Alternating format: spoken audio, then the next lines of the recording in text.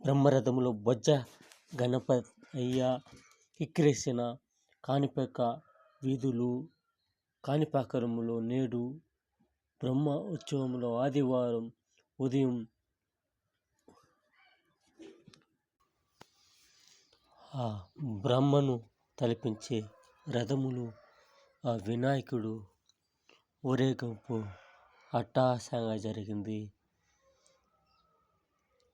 కాణిపాకు వినాయకుడు ప్రపంచానికి చాటి చెప్పే రీతిలో ఈ విధంగా భక్తుల సంతోషం కలకల్లాడుతుంది.